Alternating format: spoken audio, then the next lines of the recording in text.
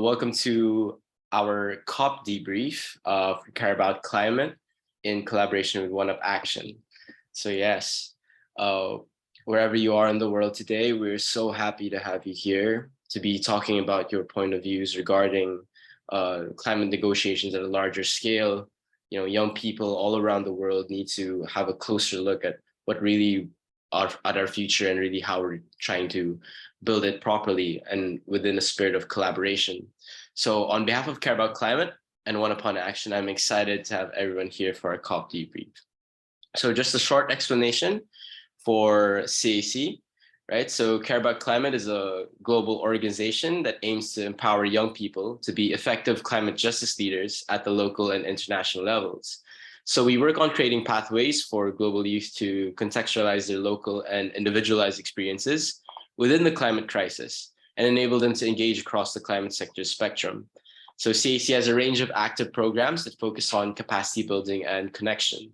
So panels like these, for example, are part of our programs to turn young people into effective resources for climate sphere. So with us today actually are a few of us from the Care About Climate team. So I'm Tonichi Regalado from the Philippines, and we're here really to kind of contextualize our experiences here in collaboration, of course, with One Up Action. So One Up Action International is an intersectional community working to provide resources to youth advocates to implement climate solutions. And this organization works to support youth through mentoring them, supporting the creation of youth climate commissions, creating funding opportunities, and pushing media amplification of climate solutions. And they've made it their mission to support marginalized youth by providing them with the resources needed to take innovative steps with the resources to tackle the climate crisis, within their local communities for a regenerative future. So they're an organization that share a lot of our advocacies for direct action and communication. So their founder, actually, Kevin Patel, will be joining us today, and he's here right now to give his insight on the past month of climate work. And actually, I'll introduce him along with the rest of our panel. So for the Care About Climate team, first is Mujidah Ajibola, who's a sustainability and global citizenship educator with about 7 years experience in the field of sustainability education that spans across environmental education, sustainability, and climate change education. So she leads the Sustainability Hub, an organization committed to integrating sustainability in Nigeria across formal and non-formal sectors. And she holds a Master of Science in Education for Sustainability from the London South Bank University and is a member of the Nigerian Environmental Society. Mujidah also serves as the Curriculum Director at Care About Climate, where she recently led the team that developed a COP preparatory course that prepares intending COP delegates for effective engagement at the UNFCCC Climate Change Conference. Next up is Ryann Fineberg, who's an animal and climate advocate, Care About Climate volunteer, and a high school student from Toronto, Canada. So in the context of climate, she specializes in education, youth empowerment, and plant-forward food systems. Ryann has advised the Body Shop North America and has contributed to a UNESCO report on climate education, as well as has spoken with several Canadian parliamentarians regarding addressing animal agriculture's connection to climate change. And she recently attended the CBD COP15. Next up is Collin, who's a French student living in Montreal. In her final year, she's in her final year of a Bachelor in Human Environment in her school's geography department. And she has experience in the environmental justice field with international and local nonprofit organizations like Climate Reality, Youth Environment Europe, Coalition Climate Montreal, Generation Climate Europe, and of course, Care About Climate. She attended SB56 a few months ago in Bonn and recently attended COP15. Next up is Jodi-Ann Xuan.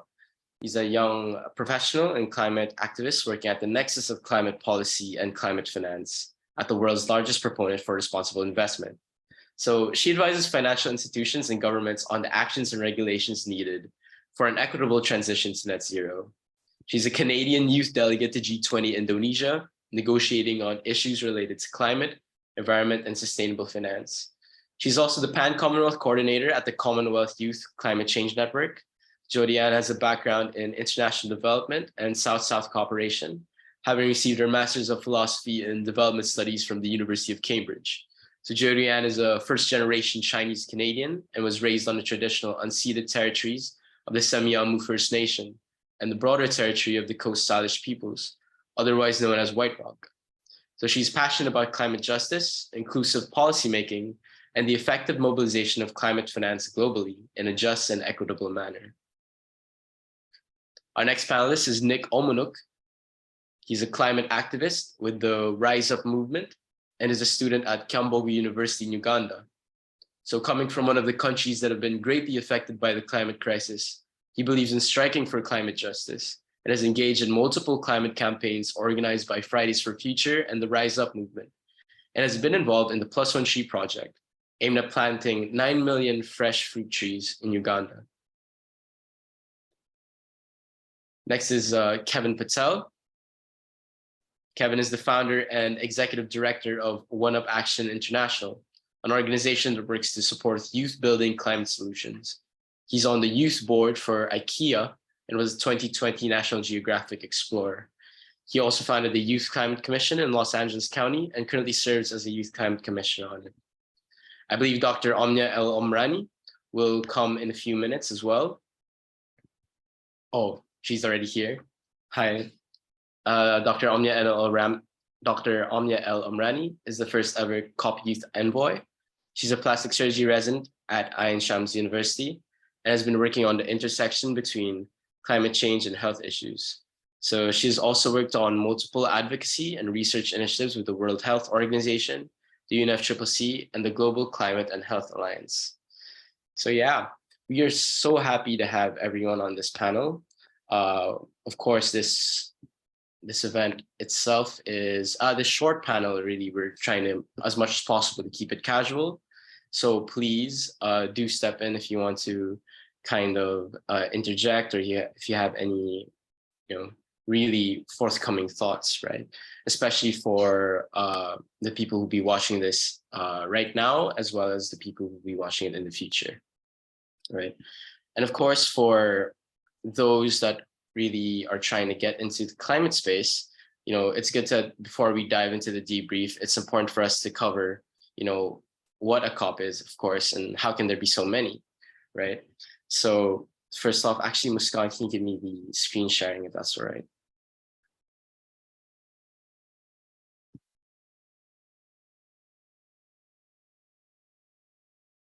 I've shared. Can you try now? Sure. Yep. Okay.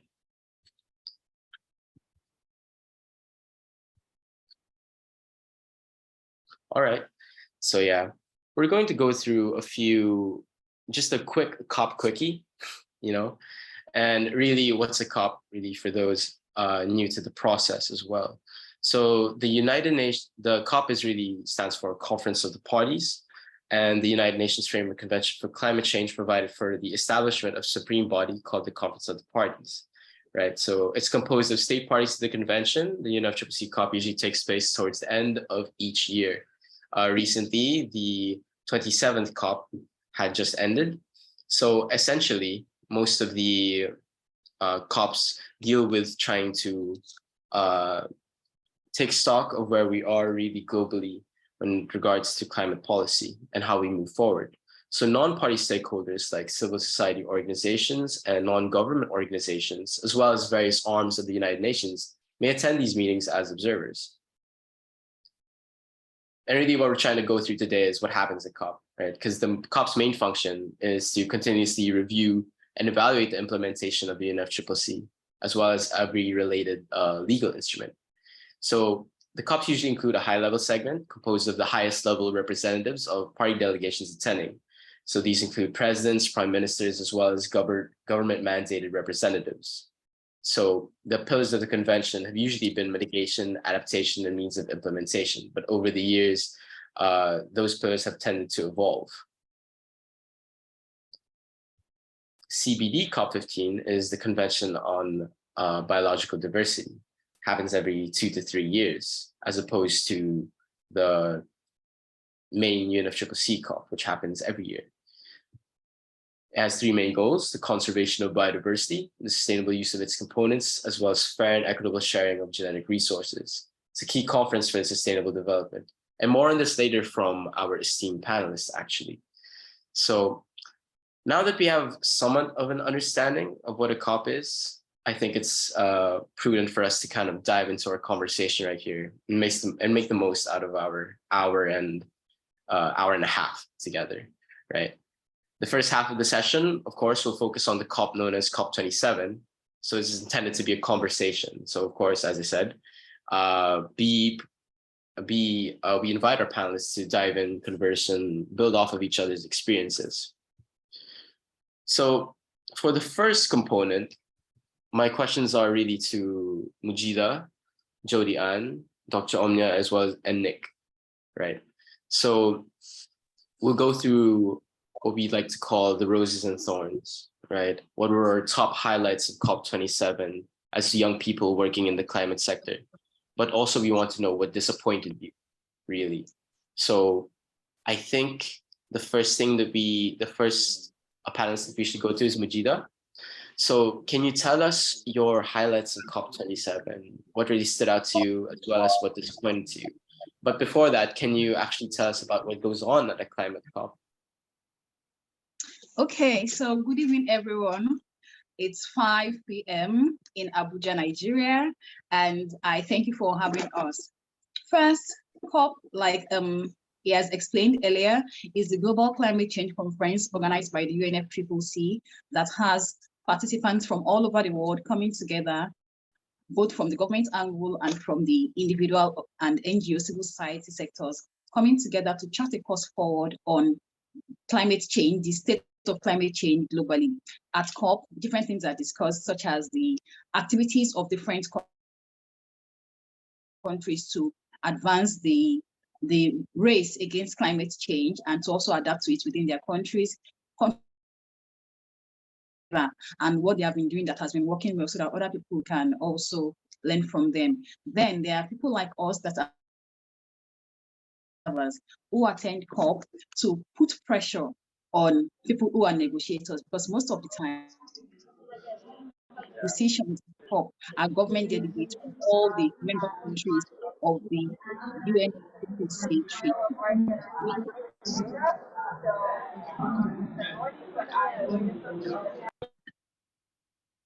Okay, so people, like I was saying, observers also attend COP to share what is working in their context, to build a sense of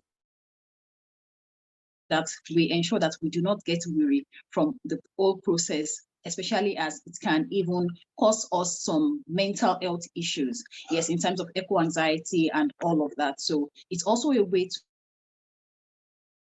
and ensure that we're able to engage with our country negotiators while at COP and even beyond COP when we get back to our own country. Since we know where the global focus is, we can then take action. And if we are not so satisfied with the global focus, it's also makers at home, so that by the time they attend the next COP, they know what we want, they know what we want them to say, and it has been working over time. So COP27 has come and gone.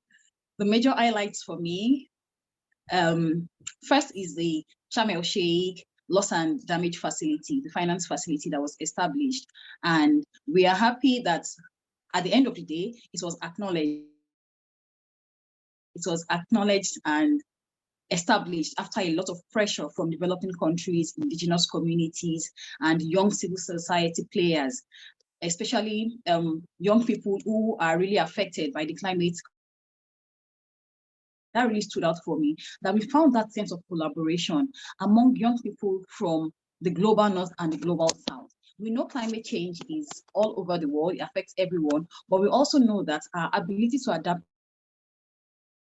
change disasters are different. So when I saw people who would say have a better leverage than people from the global south join together in the protests, in the actions that were taken at COP for loss,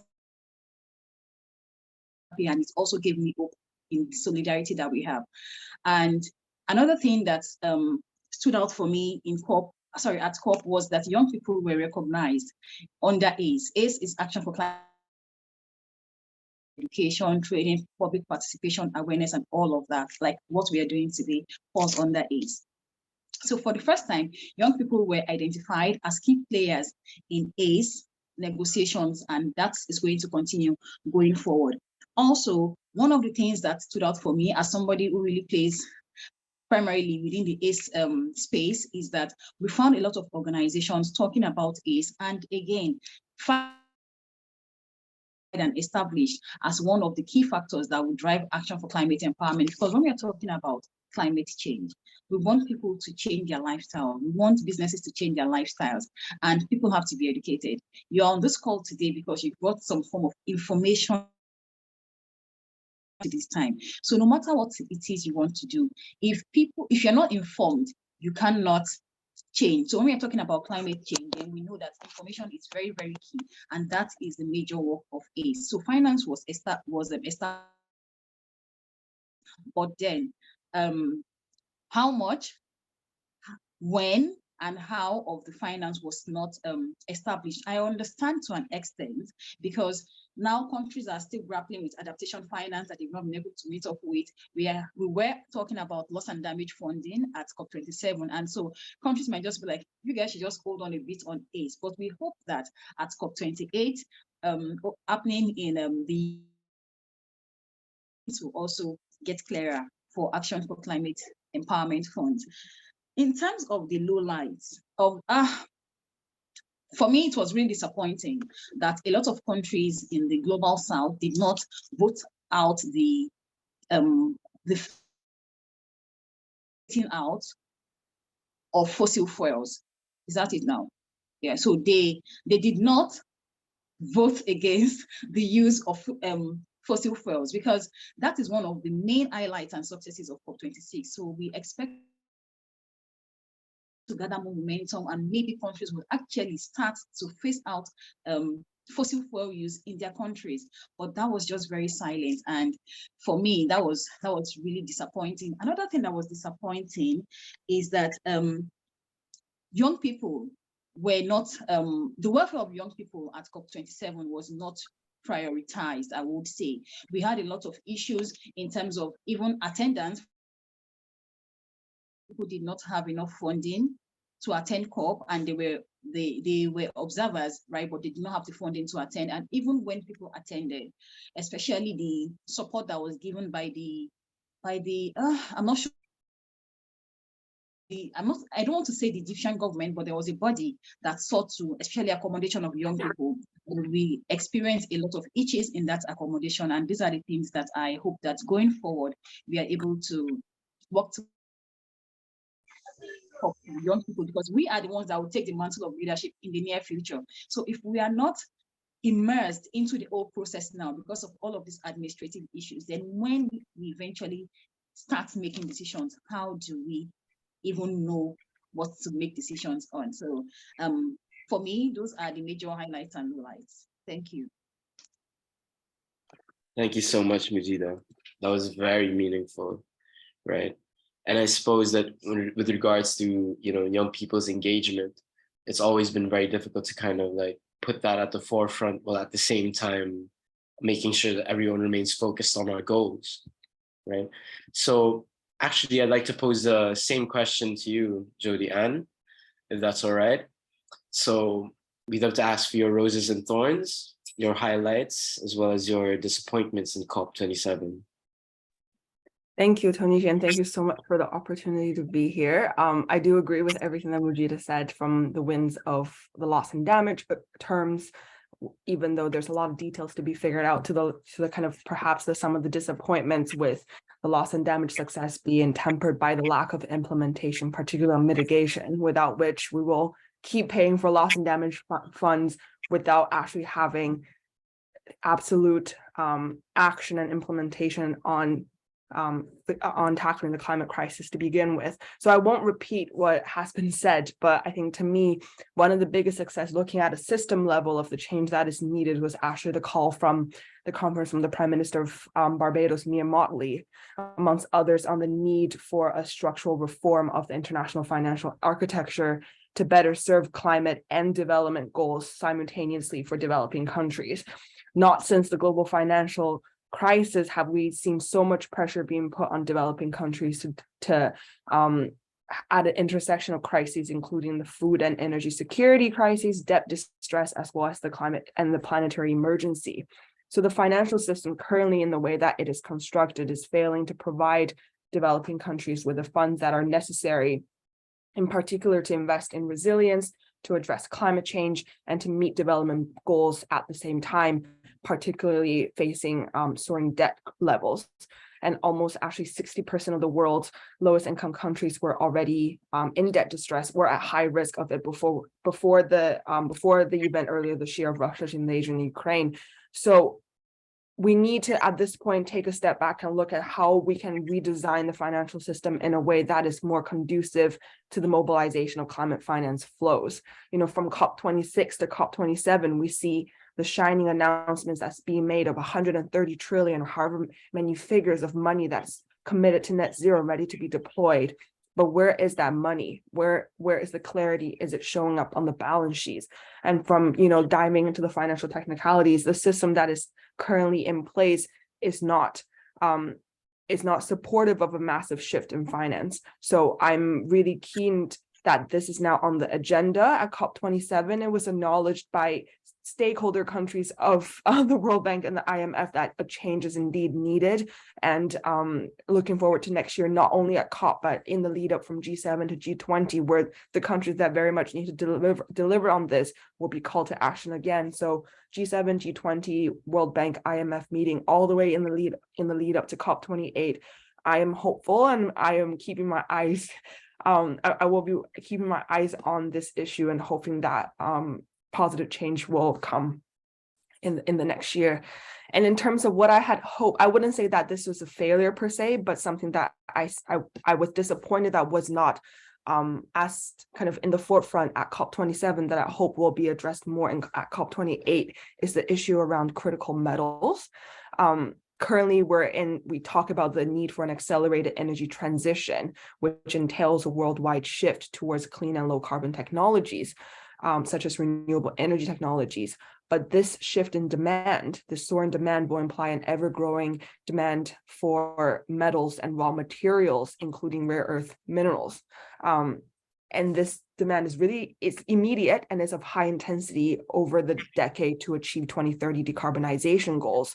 By 2040, actually, the world is expected to need 4 times as many critical minerals for clean energy technology as it does today. And we have finite supply. And, you know, it is having a secure and sustainable supply chain is central to the energy transition. And it also actually offers growth opportunities, economic growth opportunities for many mining reliant or resource intense developing countries. But we also have seen the reality of the environmental impact from toxic and radioactive material to social implications and human rights violations in many of the sites that's kind of bequeathed by multilateral corporations.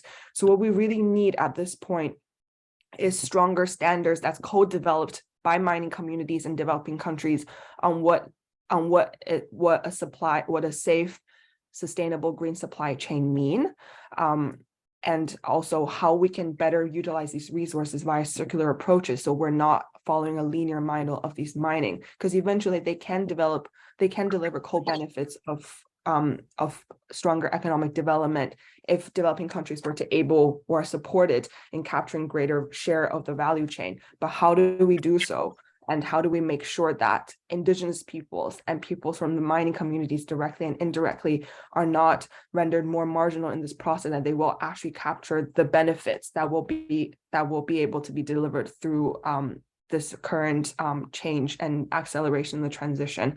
This topic itself is not regularly addressed at the COPs. In fact, I think it was this year for the first time that I was able to see a few conversations and pavilion events and panels that tackle this issue. But it is very prevalent, because if we do not manage this transition properly, we will re-see the mistakes that we made with fossil fuels. So I share that here and hope that at COP26 or at COP28 we can put more of a spotlight on this issue. Thank you. And thank you so much, Jodi-Ann. So yeah, actually, I think you kind of mentioned two of the biggest elephants in the room with regards to kind of, really the transition that we're looking at, and that's really climate finance and the issues related with trying to keep a sustainable supply chain for natural resources, right? With regards to the transition. So yeah, actually, we'll say the same question. We'll point the same question to Omnia, if that's all right. We'd love to hear your roses and thorns, especially as one of the first youth envoy to COP. Yeah, can you hear me and see me? Yeah, we can hear you. Yes, perfect. So first of all, thank you so much for having me in this very important post-COP discussion. I would like to just add a couple of things more to what the speaker said. We know that, of course, there was the establishment of the Loss and Damage Fund. Not only is it a step towards a global solidarity, understanding how developed countries can pay reparations for the most vulnerable communities who contributed the least to the carbon emissions. But I would like to focus a bit more on the youth milestones when it comes to our participation. And this was reflected in the COP outcome decision. When we started COP, it was the first time we had a children youth pavilion. And this was something that was integrated in the outcome decision to urge future presidencies to host a pavilion for youth, which is a dedicated youth-led space that enables young people to invite the policymakers and have intergenerational dialogues and co-create solutions together. So we're not just seen as victims, or we're more seen as partners in the climate agenda. The second important thing was that we had for the first time on the Youth Day 2 high-level roundtable discussions where we invited negotiators, ministers, and chairs of country groups, including the G77 in China, as well as EUSIS. And we had the young practitioners and experts sit on the same table as them, and they were given the floor to ask, and the policymakers would answer and reflect on the Global Youth Statement, which was developed during COI, the Conference of Youth. And we have reflected that as well in the cover decision of COP, to have this Youth Climate Forum every year to really ensure that we are sitting at the same table discussing and co-creating policies. And with that, we had key takeaways that were then delivered by me to the presidency and by the young people to the negotiators under the umbrella of the Global Youth Statement. We also had COI, and we made sure that the outcome recognizes the Global Youth Statement was developed. And in COI had over 1,000 young participants from around the world. And one important thing that for the first time we mentioned children and youth, because we recognize the role of children in terms of their activism and their participation and their right, as well as climate crisis is a child rights crisis. And this brings me into another milestone, which is for the first time, the right to a healthy environment was integrated in an international outcome or international agreement. And it was at the COP outcome decision, because we wanted to reflect that this is the first time since the resolution adoption in July that it is reflected in another document. And when we go to COP15, I have a few updates about that as well in relation to the mention of the right. Another important thing is that it was inspiring to see many young climate negotiators. It's important as youth for us to be independent and to be observers and representing our civil society. But it's also was very interesting to see many countries having young climate negotiators, many in North Africa. Tunisia had 17, but also in Europe, where it's a 2-year system. You have a person who attends first COP and then mentors another person for the COP. And this was seen in many countries such as Netherlands, Belgium, and many others. And also there was a program that was set up that had, it's called the CYMP, the Climate Youth Negotiators.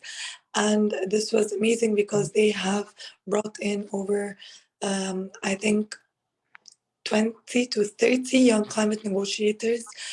They were trained before coming to COP, and then they were given a badge to negotiate on behalf of their countries. And this was also important to see that meaningful integration of youth-led perspectives. Another interesting thing, and it was very important for the scope, that in the outcome decision for the first time, we had a section on forests, we had the explicit mention of food systems, of water, and this was important for this COP here in Montreal to reflect on this, but I'm happy to share in the next question. Thank you so much, Omnia. We really appreciate it. And yeah, you know, COP27, you could clearly see that there's a very strong youth presence, you know, and it wasn't just on issues regarding youth, really. So you could see the intersection between our interests really with most of the work streams that are put forward at COP. So with regards to that, actually, Nick Omonuk, yeah, we'd love to hear your rose and thorns as well with regards to first the youth presence at COP. So the positives you took from it, as well as your disappointments, if that's all right. Thank you very much. All right. My name is Nicholas Omonuk. I'm a climate activist from Uganda and a member of the Rise Up movement. COP27 being my first COP, I was so excited to put my views onto the UNFCCC decisions. And one of the main achievements that I saw was that they will put a loss and damage fund on the agenda. This was really a glimmer of hope for people, especially us in Africa, because we are the people that face the worst impacts of the climate crisis, and yet we contribute less to it happening. Because of recent, we had floods in the DRC, that's Democratic Republic of Congo, and over 100 people lost their lives in floods. And these are the impacts of climate change. These are the things, this is what we call loss and damage. Many people were displaced, property was destroyed, and futures of many destroyed, because there are people who go to school, there are people who go to work. Some people lost their jobs because their places of work were destroyed. So this was a big issue, and this fund is really a glimmer of hope. Another achievement I would like to talk about is the presence of the youth and children pavilion. It was really a good thing, because youth are the people that are really pushing this. Because when you look at every climate activist all over this world, most of them are youths, most of them are young people. These are the people who are calling for change. And youth, when we are many, we have power, we are more powerful.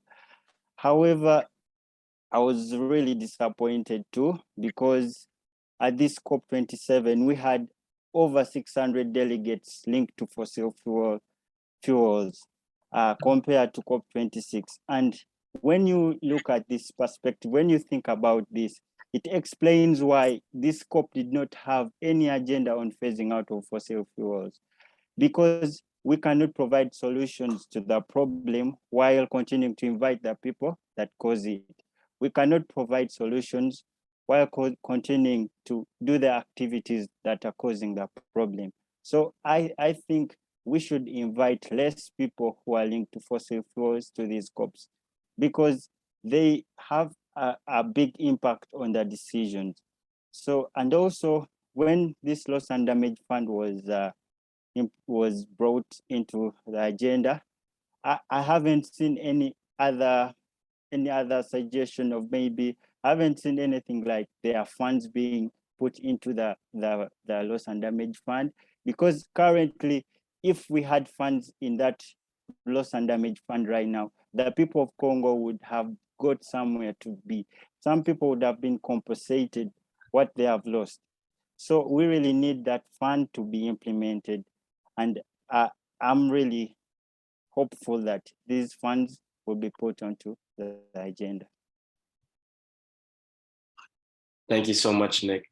Yes, for everyone, really the loss and damage fund was seen as a climate justice win but at the same time, Hello? we're yes, yes, yeah. So I'll say it again, actually. So for everyone, really, the establishment of a loss and damage fund was really seen as a climate justice win, right? And but a lot of young people in developing countries really see it as, you know, we can solve and we can adapt as much as we want, but at the same time, as long as the big monster of fossil fuel is still out there, then we're still left looking over our backs, right? So actually, I have one last question for our panelists who attended COP27, and this is more of a targeted question as well. But so I'd say actually that this is it would be more prudent to ask if you'd like to hop onto the question, really. So COP27 was really pegged as the African COP, right? And as young people working in the climate sector, and even particularly for those who were working in the African climate sector, did this COP27 live up to your expectations? I can see Mujidah smiling already. So yeah, would you like to hop onto that? Yeah, so well, I would say it did not live up to my expectations as an African, because aside the fact that we had the African Pavilion, the West African Pavilion, I don't think that Africa leveraged the potentials. I would say the home advantage it had, in the sense that we are the ones, like Nick said, just before COP, in Nigeria, over 1,000 people died. Over 1 million people are now homeless because of the floods that we had in October. And we still did not see these African countries championing the phasing out of fossil fuels. Also, of the loss and damage finance facility, yes, it was agreed that there should be a finance facility, but then in terms of the administration, and a lot of things are still very unclear about it. So at COP, as a continent, that's the question I am still asking myself. Yes, we were able to bring the loss and damage finance facility fleshed out. We don't know how much, we don't know when, and a lot of other fuzzy details. So I don't think it did well. We did well enough as Africans. Thank you. Thank you so much for that answer. So yes, if would any of our other panelists like to hop onto that question as well? If not, then we'll probably move on to our COP15 quick discussion with our panelists. And of course, as always, we are keeping it quite casual, of course. So yeah, feel free to put it on the chat, especially for our guests here, to put in your questions and reactions as well. You know, it's always a learning process, and we're all trying to learn together. Yes. So going into COP15, I would actually like to pass this opportunity to our CAC delegates, Ryann, Fineberg, and Collin. So first off, is it okay if you can give us a short introduction to COP15? So rather its importance, right? Before moving on to the roses, right? Our highlights and lowlights. So perhaps we can go to Ryann first, then we can go to Lou, and then to our other panelists, right? Okay. Yeah, that sounds good. Hi, everyone. So great that you're all here. So basically, there's COP27, as was just discussed. So what really is the main difference between COP27 and COP15, just to clarify? COP27 is a UNFCCC COP, so it's under the UNFCCC, whereas COP15 is under the Convention on Biological Diversity, or the CBD. So two different kind of sects. So that's kind of the difference between the two. So basically, the mission, the essential goal of COP15, it's a meeting where parties to the CBD, they're currently meeting. COP15 is still happening right now. They're meeting and they are working on finalizing a document called the Post-2020 Global Biodiversity Framework. And the goal of that basically is to advance, protect, and sustainably use the biodiversity of our planet through the establishment of 22 targets, as well as some goals and objectives, that sort of thing. So each of the 22 targets kind of has a different aim surrounding biodiversity. So negotiations are kind of focusing on, or at least were set out to focus on, new and measurable and perhaps also more inclusive targets to reverse biodiversity loss globally, resources and sufficient finances to implement those targets, and also implementation mechanisms that are internationally recognized and legally binding.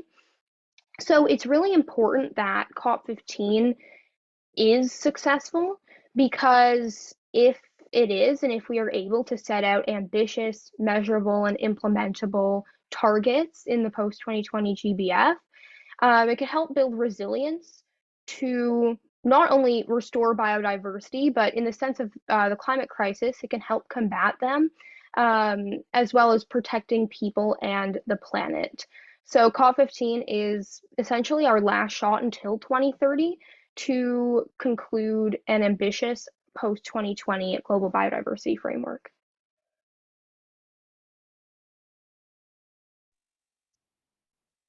I mean, Ryann did a great job of introducing it, so I don't know if there is much to add about it.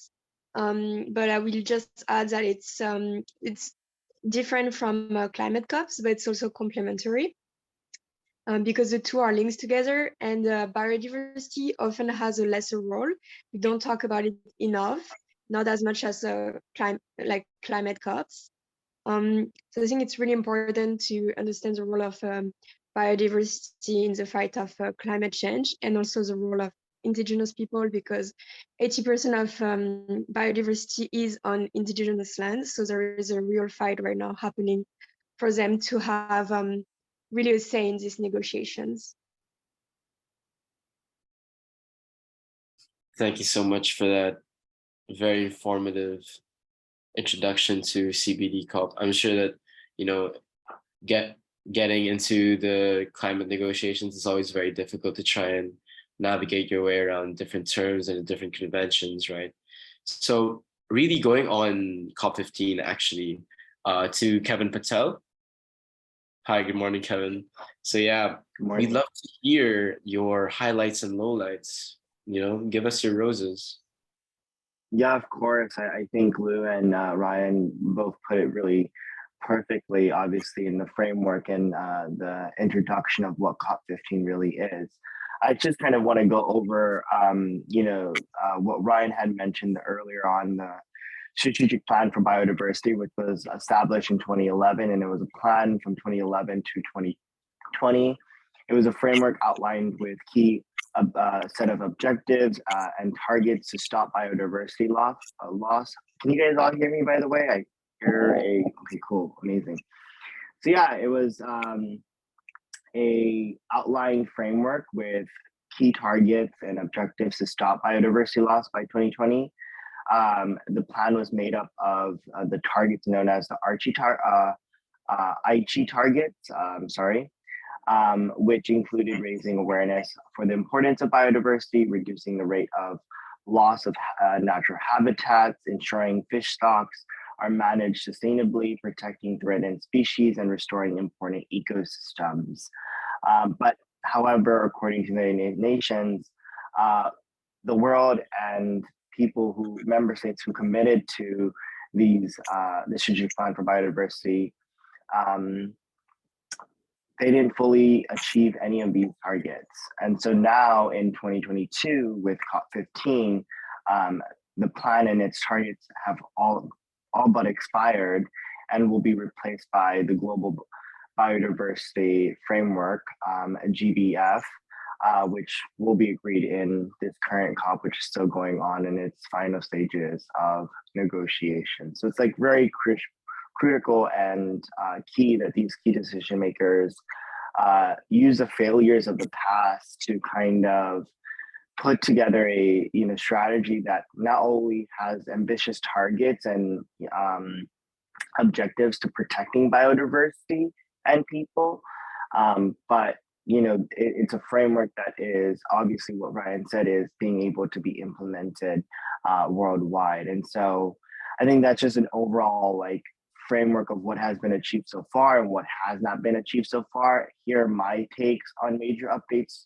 I do think that COP15, obviously it's been swept under the rug in the sense that it's not as one of these big, like COP26 or COP27 or any of these big COPs. There aren't that much media who focuses on these COPs. And so you can really tell where the priority lies in the sense of climate change and biodiversity, but they go hand to hand. There's a lot of intersectionality between these issues. We rely on biodiversity to live. And so when I say that COP15 is really the fate of the entire living world will be determined in Montreal, Canada, I truly mean it. Some major updates to, from just my criticisms on the failures, from what I saw when I was there was that the UK government, has kind of undermined all the talks at the biodiversity conference by failing to set, targets for water quality or habitat protections in England. And so, a lot of campaigners from the UK have kind of said that. Also, kind of a few nights ago, Canada and the UK weren't supporting the Global Biodiversity Fund. And so that's kind of really frustrating. And a lot of people are just saying this, a lot of the negotiators are just watering down a lot of the targets and not being ambitious enough with their goals and their objectives for protecting and preserving and restoring biodiversity. I think my goal going to COP was really protecting keystone species. I'm a part of the HAF coalition, so I really do support 50 by 30 instead of 30 by 30, but I do think 30 by 30 is a benchmark that we definitely do need. I think we need more ambitious targets, and as young people really need to be supporting much more ambitious targets such as 50 by 30. And then I'm also supporting the indigenous peoples of the Amazon who are really calling for the protection of 80% of the Amazon by 2025. And it's crucial that we protect the lungs of the earth.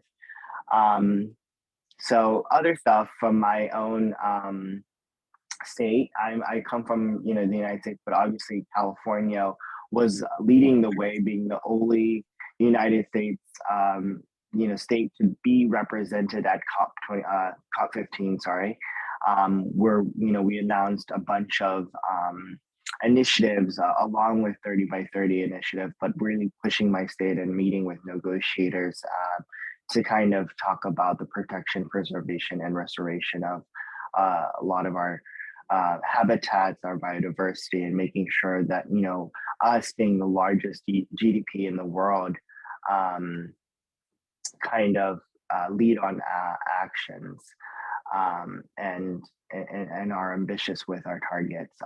And whatever California does, quite a lot of other people follow suit. So I think that's pretty broad scope of what my goals were, what I saw, and where a lot of the failures are. I do think that I'm hoping, and I'm very optimistic that a lot of the young people who are continuing to push at COP15 right now in Montreal are pushing negotiators to be more ambitious, and I'm hoping that the outcome at the end of the day is favorable to us and to Indigenous peoples, because I know that's a huge fight right now. So yeah, sorry for taking up too much time, but I'll pass it back to you. Yeah, no problem. Yeah, as someone who lives in the tropics, the 30 by 30 goal is something that you can see every day, really. And actually, so Omnia actually has to go in 10 minutes, but yeah, before you go, Dr. Omnia, is it all right if we can ask for your roses and thorns as well? Yes, exactly. I'd like to quickly share about COP15 because right now there's the discussion around the global biodiversity framework, but also there's a strong discussion around how can we link both agendas, the climate agenda with the biodiversity because of its very close interlinkages. And this came down to, as I mentioned before, that in the COP decision for 27, we had an explicit mention on the right to a healthy environment, which is also now being pushed to be integrated in the global biodiversity framework, to be in the preamble. And that would be the second international document where this is addressed, and it can further its importance and forcing nations to commit to the environment and the human rights framework. And then the second thing that is also being discussed is, so we see, there was the framing at the beginning of COP15 that this would be the Paris moment for biodiversity. And there are discussions around biodiversity fund to really see how the global biodiversity framework can be enabled. And it's important to really reflect on both processes. And I believe that as young experts, we work across all the different sectors when it comes to solutions that are nature-based, that benefit both human health and environment health. And that intersection needs to be further strengthened.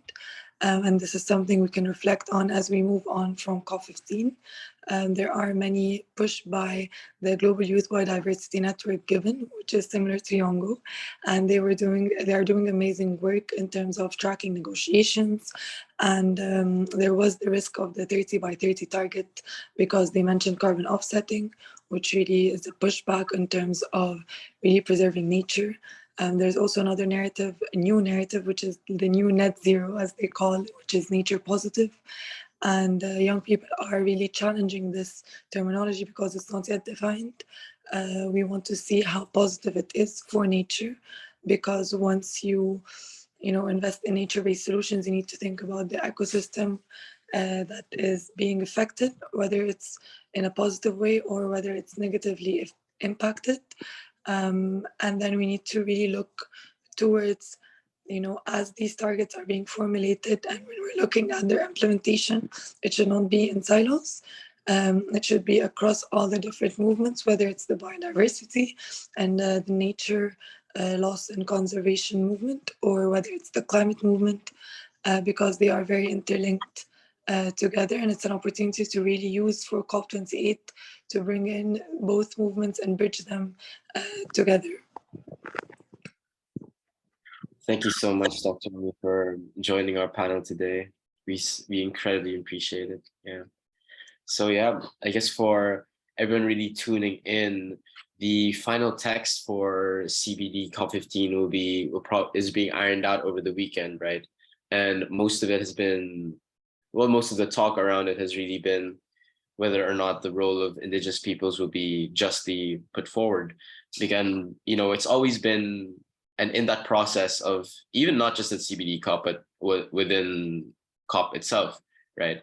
That we are always looking at, or really maintaining this cautious sense of optimism, right? With regards to what that final text is gonna look like. So actually just circling back to Ryann and Lou, I'd like to hear your more precise, your highlights and lowlights. Yeah, for sure. So I'd say that there was a lot that I didn't expect. This was my first COP as well. I'd say that some of the highlights for me, really just as an individual, were getting to sit in on some of those crucial negotiations that are taking place, still right now.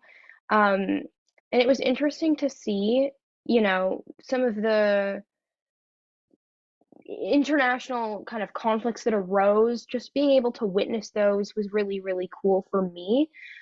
But I'd say there were definitely a lot of thorns as well. There were a lot of roses besides the conflicts. There was not the conflicts, the negotiations that I was able to witness. also the meetings I was able to sit in and the people I was able to meet.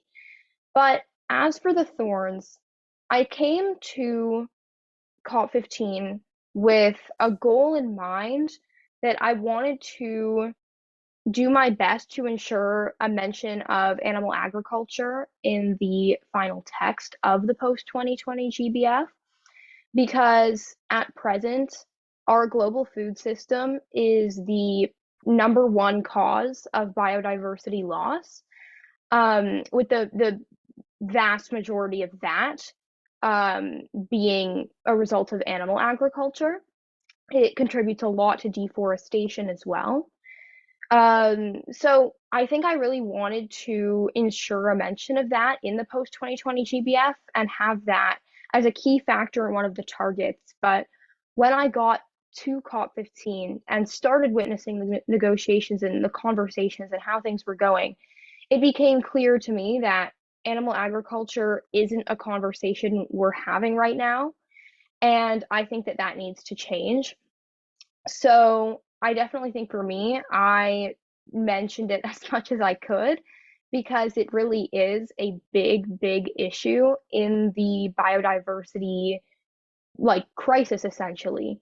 So that was probably the biggest thorn for me, is just the lack of a mention of such an important issue. And also kind of the things that just in the negotiations too.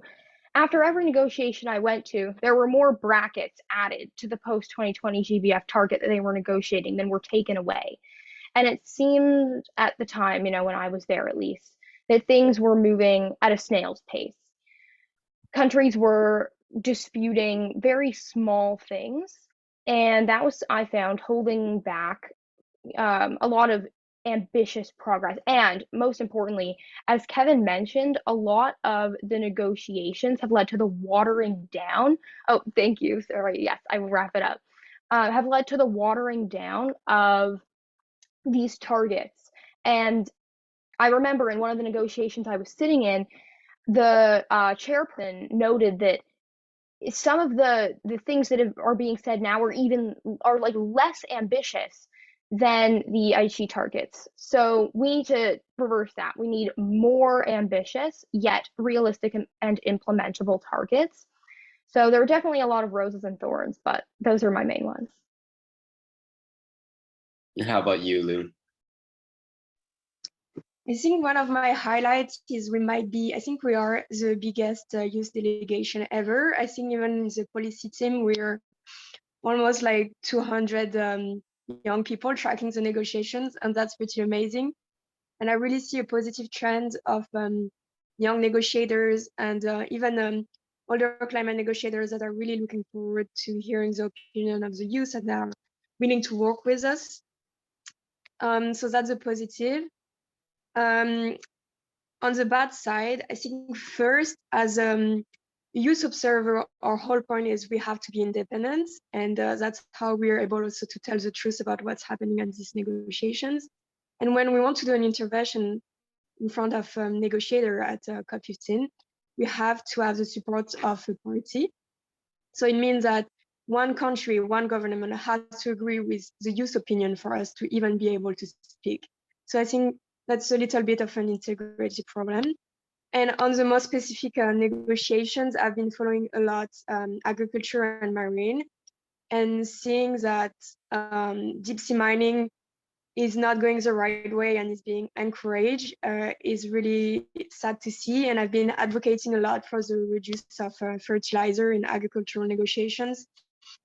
And I think on a lot of these topics, there is just a sharp difference of ambition and position between developed and developing countries, because, like as mentioned, developing countries need the funding to be able to do that transformation.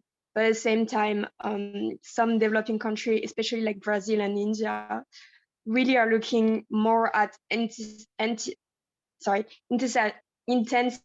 their agricultural production, introducing terms like sustainable intensification, which is basically just having a more and more intensive kind of agriculture, which is not going the right way. So I think there is to need there is a need to like have a change of mindset on this and what biodiversity really means. And the last point I will mention is one of my colleagues said. So it would be great if countries would remind themselves that the B in CBD stands for biodiversity and not business, because often I see them trying to defend their businesses, and I understand it to some point, but biodiversity has to be, and biodiversity loss has to stay on the focal point of the discussion and not saving businesses' reputation.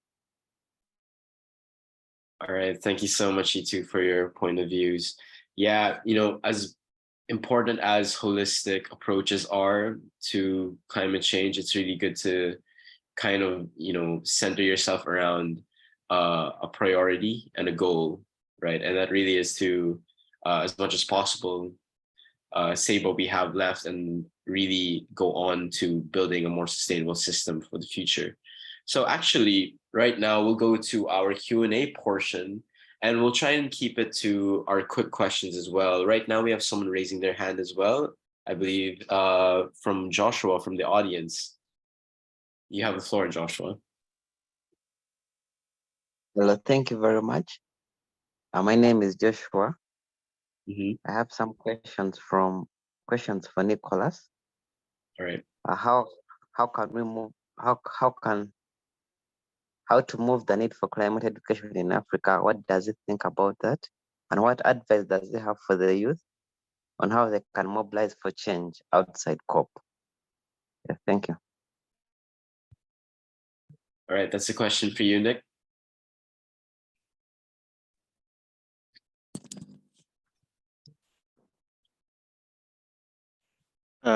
Thank you so much, Joshua, for that question. How we can move the need for climate education in Africa? According to me, I think for climate education to be in Africa or to be implemented in Africa, we need a combined effort. We need effort from the communities, especially the youth, and we also need effort from the African leaders. So we have seen how much these youth, especially the young people, the young generation, we have seen how much they can do in a short time in this fight for climate justice. So this strategy, I think, has to be limited, should have limited bureaucracy, there should be limited laws. And I also think that the youth should also involve more of their communities through community outreaches and also provide solutions through tree planting and also other renewable energy methods that they can adopt, like solar energy and others. So many communities like mine believe that when solutions are action-packed, they can be implemented. So I think that when these youth implement these solutions, like they start planting trees, they involve communities and also educate these communities about the climate change, because in Africa, most people believe that climate change is not real. When something happens like a flood, they think that it is not a flood. They think that it is a flood, just a disaster, but they don't look at it as in a perspective of climate change. So I think that when we involve the youth and when we involve the leaders, we can implement this change. The question about how the youth can mobilize outside COP, I think these youth, we can continue our fight through our activism, and also we can also do projects outside COP. We can start projects that are related to clean energy, projects like tree planting, as I said. And also we need to mobilize people. We need to educate more of the people about this climate change and ensure that the communities in Africa and the communities around us know about this and know that this is a serious thing. Yeah. Thank you so much. Thank you very much for your answer, Nicholas. I really do think that, you know, more actions outside these conferences are stepping stones to making progress and really building that political will to push things forward.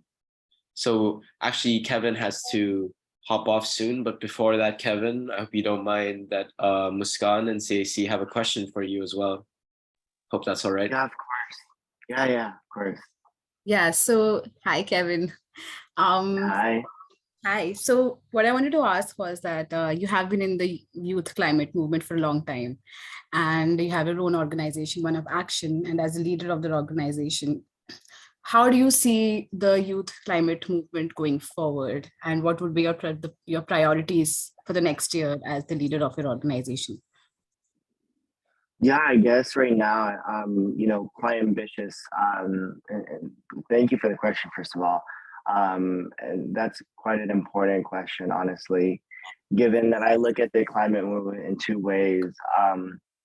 One, where, we have many different factions within the climate movement. And I think right now, I would love for the climate to reimagine and reinvent what climate activism really looks like in the next 3 to 4 years, even next year, starting next year, and really being ambitious with our goals. I do say this lightly, given that I've been in the climate movement for over 11 years. I started at a very young age, and so I saw the upbringing of not only the youth climate movement, but many other climate movements, and been able to work with many, notable figures within the climate movement, which has been very great, but also very, it's been a learning experience in the sense that, our movements are always ever changing. And I think that's something that I look forward to for the youth movement to kind of develop and step into its own right of being much more powerful and putting a lot more pressure onto world leaders to do the right thing and be more ambitious to implement bold solutions. And the next part of it is really what I would love to do with my organization and the team that I work with at One Up Action is really kind of make sure that young people, that we all have the tools and resources and funding necessary to implement the climate solutions that already exist, and fairly enough, that don't exist. A lot of these young people are coming up with new solutions, and a lot of our initiatives or projects and solutions are not yet being supported at a level that needs to be supported. So I think that's where a lot of my focus will be, working with One Up Action and working with many other people to make sure that we're driving climate solutions at the forefront, and also making sure that Indigenous, marginalized communities and the global South voices are much more heard than global North voices. So I think that's something that I really am looking forward to doing. Thank you so much, Kevin. Appreciate it. Thank you. Was there? I know that there was one other question, so I would, unless I answered all of them. No, I think you pretty much covered it. Thanks. Appreciate it. Yeah. All right, we got one other raised hand from Ashvin here. You have the floor to ask your question. Thanks, Tonichi. Can you hear me? Yeah, someone hear me? Yeah, we can hear you. Yeah, okay, cool. Thanks. This is like really cool to listen. I'm glad I just stumbled upon this and coming in. I just want to ask a question that's just because we have a lot of really informed people here who are also, I guess, probably studying a lot of these topics. Can you, all of you, give us any concepts, models, or organizations that, okay, well, generally just any concepts, models, or organizations that are really promising or really amazing or looking like they're going to be really good. Also concepts, models, or organizations generally that are really great that I can research. And then specifically, I think one of the other panelists at the beginning, I think it was Jodi-Ann, talked about alternative financial models. And I don't know if she has an idea of what those models might be, but that specifically is really interesting to me. But generally, I would love to know. Yeah, thanks. I think I can come in here quickly. I think that's the $1 million question in terms of what does the alternative look like. I would say there isn't one particular one that I subscribe to as like that is the model moving forward, but I will recommend a podcast called Upstream, which kind of helps everyone unlearn and relearn about economics and finance in a way that reimagines what a just transition to an equitable world will look like. a climate changed world, a world that's not only focused on climate change, also more socially equitable in terms of looking at globalization and trade and value chains, etc. So it's a really good resource that kind of dissects a lot of the day-to-day topic that we experience but not necessarily think about, and untangle some of the economics behind it. So I will drop that in the chat, but also if anyone else have any insights on this, I would also encourage you to kind of just follow along on discussions related to the Bridgetown agenda, because I do think it's one of the first instances. It is ambitious. It's pushed by a global southern country, and it's gotten large buy-ins to the point of consensus reached at COP27. So I personally am looking forward to kind of just tracking discussions on that as well. Thanks for that, Jodi-Ann. Actually, for ever since COP27, the thing that's been on a lot of young people's minds in regards to climate finance is trigger-based financing. And on that end, really, it's been kind of, on its own, it's kind of been an uphill battle trying to dissect those concepts to try and see whether or not, they are feasible. Because if high-level representatives have a hard time dissecting it, what more for those just really entering into the concepts, right? So yeah, we've had a lot of great panelists here today, all working in the climate sector and trying to envision this sustainable solutions for us, and really kind of positioning our work for the next year, right? So this really is an open-ended question for most of our panelists. For both COPs, we've seen a strong presence of young people working in the climate sector, right? And as evidenced by our earlier talks and earlier panelists, more and more young people are joining their country's delegations, their country's conversations and high-level negotiations. But really, at the end of the day, what do we do when it's not at COP, right? So what advice do you have for youth on how they can mobilize for change outside of these COPs? So kind of echoing back to a former question as to really what concepts work for you on your end outside of COP, right? So do feel free to, for our panelists, like raise your hand if you want to be the ones to kind of hop on that question. I can jump on it very quickly. Sure, Lou. I think the local level is actually super important. So I'll try to say 2 points. Is wherever you are, I'm sure there is a local environmental organization around you. So reach out to them, volunteer with them, or even work for them. Like, there is so much you can do. Just look even at your city level. Can you go to a municipal meeting and attend and raise maybe environmental issues that you have for the city, or join a local NGO? That's how I got involved in the first place, like way before attending COPs, is local organizations. And another thing that I will say is, at the end of the day, what are these COPs for? These COPs are for, on the national level, when the COP is over and the agreement is signed, okay, how can I use the text that's just been agreed on my local level, on my national level, for me to be able to go to my city representative and my national representative and be, because of this target and this new agreement that has been signed at COP15, you have to involve me in the decision, for example. Why are we fighting for youth to be included in this target and this item of negotiations? Because it gives us credit for after, on the local and national level, to be part of decision in every step of the way, and to have that legally. So yeah, I'll pass it on to my other colleagues that I'm sure can say a lot about this too. Thanks, For Lou. sure, thank you. Oh, sorry, Tonichi, do you want me to hop in here? Yeah, go ahead. Okay, for sure. So as Lou kind of just touched on, what comes after COP is implementation. Implementation of whatever agreement was just signed or anything like that. In the case of COP15, the post-2020 GBF, we all have a role to play in that implementation.